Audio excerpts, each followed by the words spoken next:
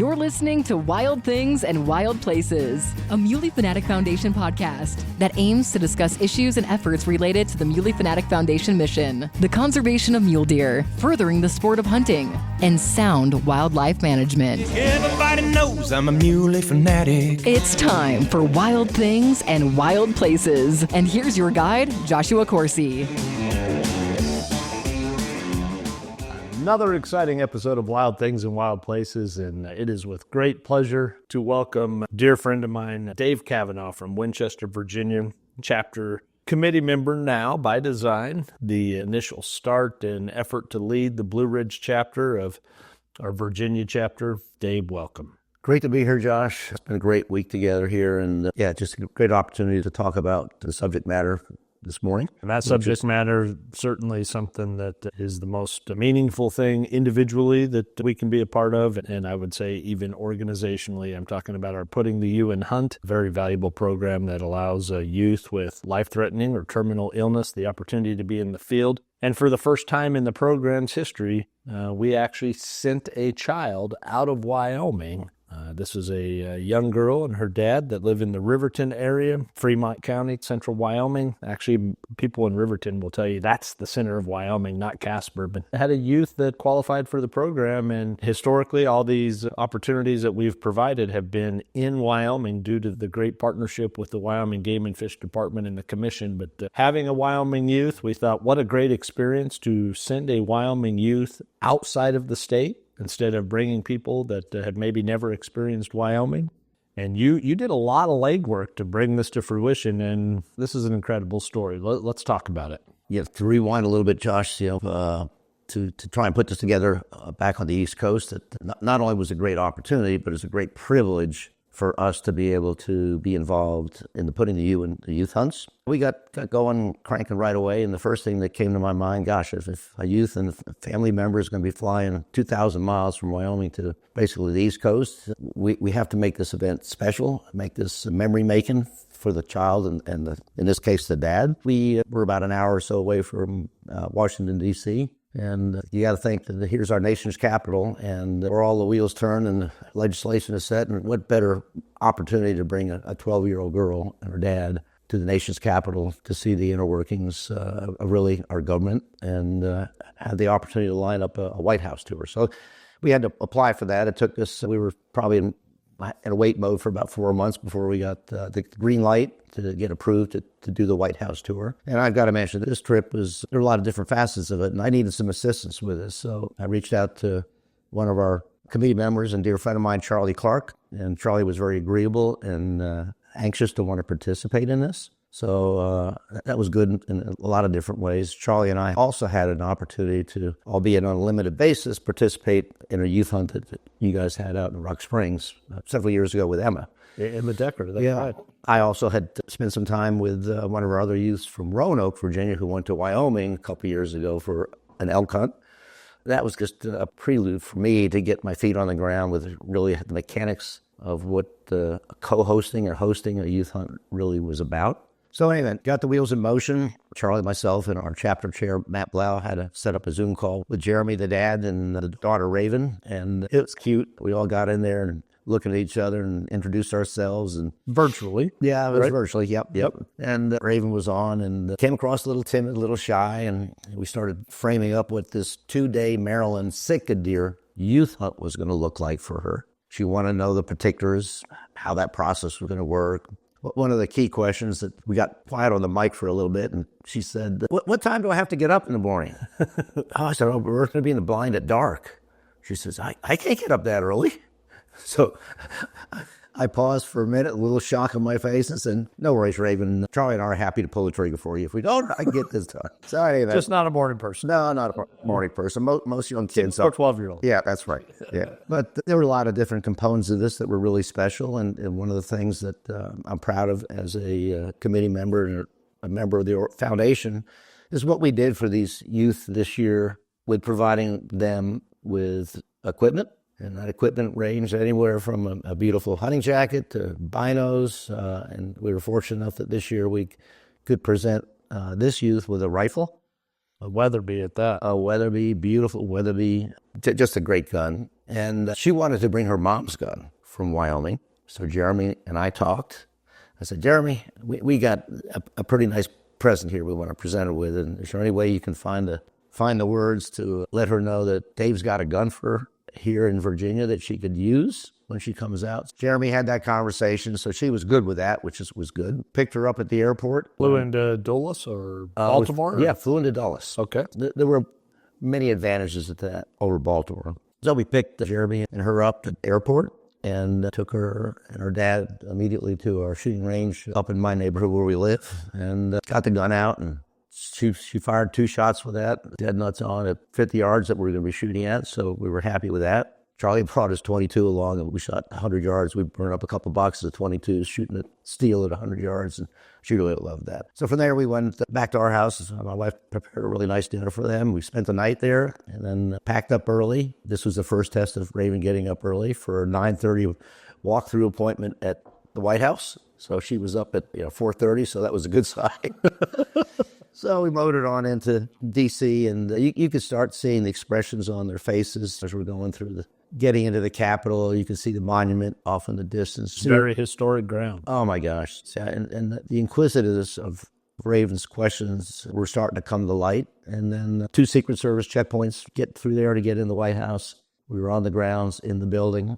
Typically, that's a half-hour self-guided tour. But in this case, we took our time and spent an hour in there, and you don't get to see the inside office per se, but we got to see a lot of key rooms in the building, a lot of the artifacts, the artwork, some of the staterooms. Yeah, it was just, I have never been. So for me, being that close, I know, don't get on me for that. Yeah, we only lived there for 45 years, but an eye-opener for me as well. But we finished up the tour, and then we were within walking distance of the mall. Got an opportunity to spend a lot of time there.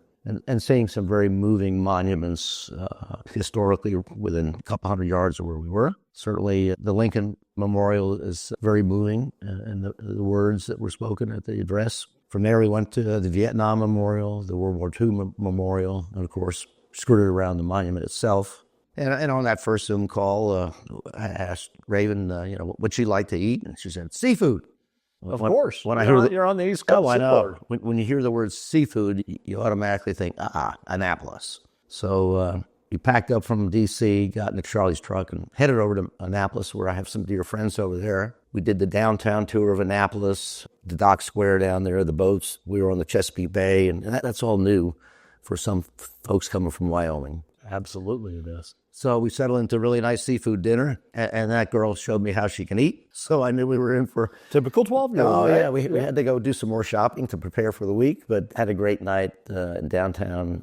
She had her sights set on a couple items she really wanted, so we had to make sure we perused a lot of the appropriate stores to find the right stuffed animal. So, there you go. Yeah. So I spent the night with our friends in Annapolis. They were very gracious to host us for the evening. Everybody got along super great. And at this point, Raven was really starting to unfold her personality. And warm up. Oh, my gosh. Let her hair down. And yeah, it wasn't long before she started beating up on Charlie and I as the old guys, the old geezers. And so we just hit it off right away. Yeah. Broke the ice, boom. And it was, in a very short period of time, it felt like family. From there, we got out the next morning, headed to camp, which was over in Cambridge, Maryland, another 2-hour drive. Set up there, took Raven out, did some dry firing, just again, trying to reenact the moment of the hunt. These arrangements were made with the guide. This opportunity, private property. Yeah, the gentleman's name, Jake Shaffer from Branded Outdoors, based out of the eastern shore of Maryland. Jake is able to put together numerous types of hunts. It's his business. And the offerings include Sitka deer, whitetail deer, Sitka deer, turkey, spring turkey. Jake is pretty diversified. Offshore fishing. He's in the gamut of doing everything that's available on the eastern shore. So we had set this up with Jake probably 8 or 9 months prior. Before you even knew the applicant. Absolutely. Right. Yeah. So Jake you and I just knew you wanted to do this. Yeah. Figured it would be a great opportunity. And in the earlier calls with Raven, she made it very clear. I was thinking a whitetail opportunity for a nice buck on the eastern shore. They produced some hammers over there. And she said, nope, it's going to be a Sitka deer. It's going to be a stag Sitka deer. So she had her mind made up. Cute that Jeremy had set up a bunch of targets of Sitka deer inside the house so she could dry fire at Sitka deer from the living room couch. get the practice down. So the dad right there. Yeah, so they were all in on this. And anyway, Jake had set this youth hunt up. Again, it's only 2 days in Maryland for a youth hunt. So that was the 16th and 17th of November. Yeah, all of this is building and amping up, and excitement's building through the course of these couple of days we had with her and Dad prior. I won't get into all the one-liners she came up with, but I wish I'd written them all down. But they were good. Oh, they were zingers.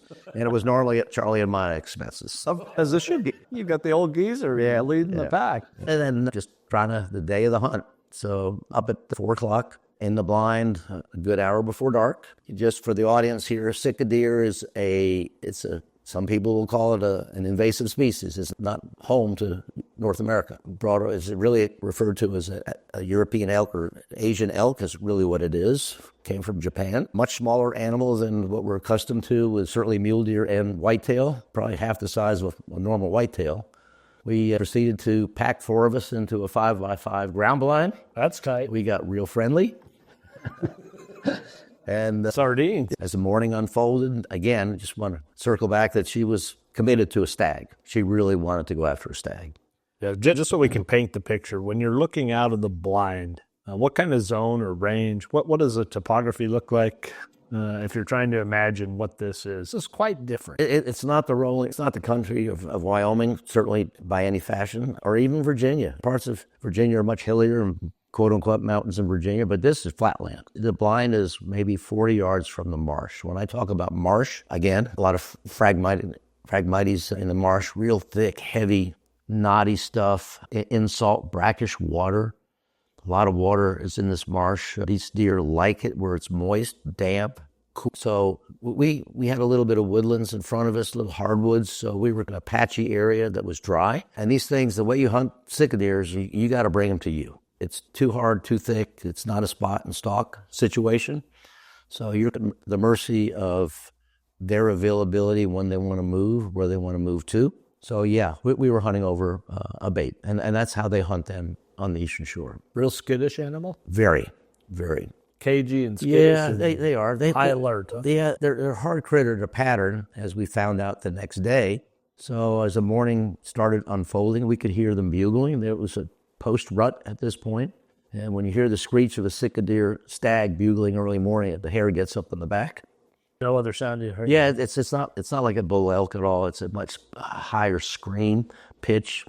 They've got a lot of different vocalizations, so we're all sitting in the dark listening to all this, and a lot of big eyes in front of me. I've heard them before, but the excitement starts to build, and various hinds, as they call them, they're not does, but start coming in, milling around. At one point, we probably had, 9 or 10 hinds deer moving in from different directions. Charlie and I are looking to the right, looking to the left. We're all looking out front and back, and so they're milling around coming in. The feeder is with corn? Yeah, it's loaded up corn on a timer. 7 o'clock, the wheel starts spinning in there, and you could hear the shotgunning of corn spraying the floor and the leaves of the trees there. Excitement starts to build, but there's no stag. Okay, so they move off. We wait. It's getting to be lunchtime, noonish. So the guide, Jacob, said, "Listen, getting 4 people in and out of this blind is noisy. I don't care how quiet you want to be. You really got to take a different approach." So he said, "I want you to sit in the blind all day." Charlie and I looked at each other, and we looked at Jeremy J. and said, "This is our best opportunity. Let's do what the guide says. We got 2 days. Let's make the best of it." We invested 8 hours in the blind the first day. A lot of naps, a lot of good times, a lot of serious moments, looking for the stag, but the stag never showed up that day. So we went back to camp and then had a nice dinner there, prepared again for the next morning. And then he said, "Okay, I want to get you up even early. I want you in the blind 2 hours earlier before sunrise." Again, he wanted to get the woods quiet, get settled in, give those animals who could hear us coming in the opportunity to calm down. So day 2, we're all in there at dark 30 prior to that, and just trying to be still, quiet, and to watch a little 12-year-old try to be still and quiet. Dad had pretty much tired of the chair. Yeah, but she was ready. And honestly, in talking with Jake the night before, he was really wondering why we didn't shoot one of the hinds. So again, I had to remind him we're there for the stag. So this was Raven's desire, and we're trying to bring that to fruition. Yeah, he was pulling for us. He was all in. Yeah. But anyway, the moment came, and we did have a hinds come in, small hinds, And we all looked at each other and felt, listen, let's not lose an opportunity here. She wants to harvest an animal. Jeremy looked at her, asked her if she wanted to take the animal. She said yes. Gun went off, and we had filled the tag. Big moment, very happy moment. And the guide had indicated that, hey, for you, Raven, we want to make this a special trip. We don't do this, but if you want to take a hinds in the morning and a stag in the afternoon, it was legal, but that's not normally how he sets up his youth hunts. So we had another hunting opportunity to harvest a stag. They came, collected the deer. We got back in the blind, and a long afternoon waiting for another deer to show up. We never saw another deer. And collectively, 2 days in that blind with the four of us, we invested 20 hours of time in a 5x5, getting to know each other blind. and there were, I have to say, there were a lot of fun moments in that environment, a lot of quiet time, a lot of emotional moments. Raven had us in stitches with her one-liners. It was hard not to keep from crying with laughter watching this girl send the zingers our way. So it would qualify as probably the smallest animal that was shot with our youth hunts this year. Okay. But it's not about size. No, it's not. You had the opportunity to see what this meant for a family that has obviously, like all the other families, been through a lot of heartache, a lot of hardships, a lot of emotion with the day-to-day struggles. Let's just say what it is, struggles of dealing with a child with a life-threatening illness. For me, I got to see all of this unfold and see what it meant to the family. What we do for these youth is not about the size of the animal. It's about the opportunity for a family to come together in an environment that has nothing to do with doctor's appointments, nothing to do with worry, trying to put all of that aside and just focus on the beauty of family and hunting together. I'm glad you see it that way, because that's exactly what it is meant to be, to break that regiment of the day-to-day nuances associated with dealing with these health challenges. This is an opportunity to just level the playing field and just be hunters and enjoy that. And that's magnificent. It is truly magnificent. Yeah, in the quiet time of sitting there all that time and the dead time when we're just relaxing, being quiet. I was sitting behind filming this for the family, and a long spell of no talking, and mid-afternoon when nothing's going on, I looked down, I saw Jeremy's hand on his chair, and I saw the little daughter's hand, Raven's hand, come up, grab Dad's hand and squeeze it. And that was a moment. That summed it all up for me, the value of what we do for these families and the opportunity for them to peel away and just love each other. That afternoon, we went to the meat processor. How much meat? 30, 40 pounds? Oh, probably if we're lucky. When you debone it all. The guide had this beautiful hide in the cabin. It's all laid out on a coffee table, all the little spots of this beautiful Asian elk. And she said, yeah, I'd really like that. I'd like to have that, whatever you guys do to it, paint it up, tan it up, whatever. I'm going to put it in a frame, hang it in my bedroom. Oh, okay. So we're driving over to the butcher shop and bring the animal in, and butcher hangs him up, gets his knife out, is getting ready to start skinning it. And she goes, I changed my mind. I want to mount that deer. I want it to mount and put it in my bedroom. I said, Raven, you got it, baby. Whatever you want, we're going to do. So we had to pivot so there. Our shoulder mount is on the way. It's going to be a beautiful shoulder mount of this sick deer that'll hang in a room. We got to wait for that for a little bit. But the meat will get packed up, frozen. When I get back home, I'll get that air freighted out to them so they can dine on a wonderful animal to eat.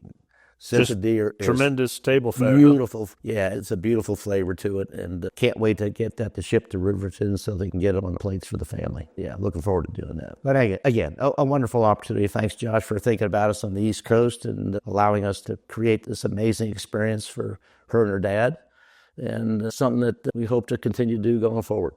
Well, in some capacity. And I can tell you wholeheartedly, with the most genuine gratitude I can convey, thank you for wanting to be a part of this program, the legwork that went on months before to line out what this would look like, so it was beyond just a hunting opportunity, but truly an experience, something that this family can cherish and hold dear for many years, a lifetime. You're talking in the nation's capital, to be able to incorporate some of these other outside of hunting opportunities to be included within this trip. It's exceptional, and it only happened because you and Charlie were dedicated to make that happen. And that passion to be this host and line up an itinerary that was so meaningful, to be inquisitive, to ask what she likes to eat, to include Annapolis and the seafood. I mean, You went above and beyond, as I know you're wired to do. And I know the family is very grateful. I got a 1:14 voicemail when I landed here in San Antonio the other day from the dad. He told me not to call him back. He knew that I was meeting up with you, but I listened to that voicemail. You could hear it in the dad's voice, the appreciation. And we're just grateful for you and Charlie and your friends in Maryland, Sharon, your wife, to everybody just rallied around this to make it first class. And so thank you for that.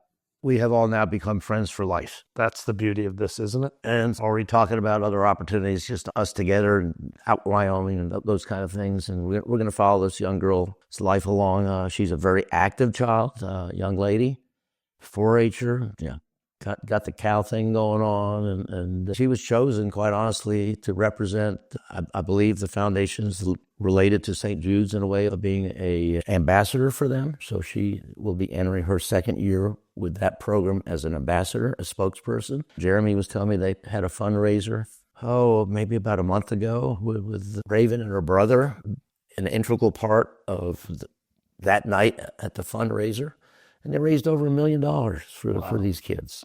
That's incredible. I know we bring this to our banquet every year. It's a part of our banquet. We have this discussion. We raise money specifically for trying to aid in this, putting you in a hunt program for the foundation so we can reach out and support and have funds available to make this possible for these kids. We're happy to do it, and it has really morphed my initial desire to start a chapter in Virginia. I know a lot of people question the wisdom of that, raising money for mule deer in Virginia. But this is now starting to morph. Not only will we continue to do that, but it's also seeing the value of what we can do for these people with need, and to open up our hearts to them, and again, present them with an opportunity for just family time off the grid together is priceless. Thanks for the opportunity. Yeah, Dave, and thank you for being willing to talk about it. You and I, is the friendship and the closeness that you and I have. We've got to share in this, but I can tell you, it never comes without emotion talking about how satisfying this is. Yeah, I can't quantify it. It's in the books, it's in our hearts, it's in our minds. We won't lose those memories. And again, I can't wait to get Raven on the phone again or see you in person and take some more zingers from that little girl. Great stuff. Dave Kavanah, Blue Ridge chapter, based out of Winchester, Virginia. How do folks reach out to you? What's the best way to be involved? If you live on the East Coast or if you're in that area, I know you have active attendees, people that follow the efforts there all the way down into North Carolina, all the way into Maine, Pennsylvania. But if you're wanting to be associated and assist with these efforts of what you do is really the only beacon within that region of the East. Yeah, I am available at any point in time. Our mission is important, both in conservation, mule deer, and these kids, these youth. Anybody, please reach out to me if you have any desire or questions or want to be part of what we do in Virginia. Our headquarters chapter foundation has got our chapters listed on there. My phone number is on there. I believe my email's there. I'm happy to give my phone number now. If people would want it, it would be 757-635-3841. My email address is duktol@aol.com. I invite you to reach out at any point if you have any desire or interest in being part of what we do. We're always looking for more members, more volunteers, and we invite you with open arms. There you have it. I can't thank you enough. You're an exceptional human being. You're a tremendous, passionate ambassador for the outdoors and championing this heritage. And you're an exceptional, one-of-a-kind volunteer that just eats and breathes this. I'll always remember when you first called 2 years before you were going to retire, with wanting to lay out a game plan and be able to have a roadmap so that once you reached retirement, you could give your time to this. It's been nothing short of profound. So thank you for what you do. Appreciate the opportunity, Josh. Appreciate the friendship. Dave, Blue Ridge Chapter Chair, now committee member, intentionally resigned the chair position, which I find to be very admirable. Being mindful of always trying to find your replacement to be able to keep it going. Still, obviously, very active with the chapter, but to groom new leaders within the chapter to keep this going beyond just your steadfast effort. Exceptional human being. Please, if you're in the East Coast area, reach out to Dave and have a visit and see how you can get involved and help with these efforts. Despite, as Dave mentioned, mule deer not being back east, many folks recognize the importance back east that come out west and just appreciate mule deer, that the efforts are needed everywhere, not just where mule deer are on the landscape. So Dave Kavanah, Blue Ridge chapter, having a wonderful talk about his time spent with Raven and her dad, Jeremy, here as part of the Putting the U in Hunt program. Happy trails. Good morning, Mr. Corsi. This is Jeremy Vukic calling from Riverton, Wyoming. We got home, Raven and I, last night from that amazing experience you guys sent her on, and I just wanted to share my heartfelt thanks and gratitude for what you guys did for her. She's been smiles ear to ear for days now. That trip was nothing short of amazing from beginning to end. I think you're traveling with Dave, so you know how thoughtful and organized that guy is, and I think that was a big part of the success of this trip. So those guys were just absolute gentlemen, Charlie and Dave, and I can't express enough what a wonderful time she had getting to do so many different things. Then on top of it, she gets to hunt an animal no one's even heard of. So what you guys are doing for these families and these kids, including Raven, I don't have the words for it, but I hope someday our paths intersect and I can shake your hand and thank you personally. If there's anything I can ever do to help support you guys or anything at all, just ask. So thanks, Josh. Good luck in Texas, and hopefully we'll go get to meet someday. Thanks again. And that wraps up another episode of Wild Things and Wild Places. But remember, the journey doesn't end here. Make sure you never miss out by subscribing. Whether you're listening to us on your favorite podcast platform, streaming us on our website, or following us on social media, subscribing is the best way to stay connected. Thank you for joining us, and stay tuned for more wild episodes. Everybody knows I'm a Muley Fanatic.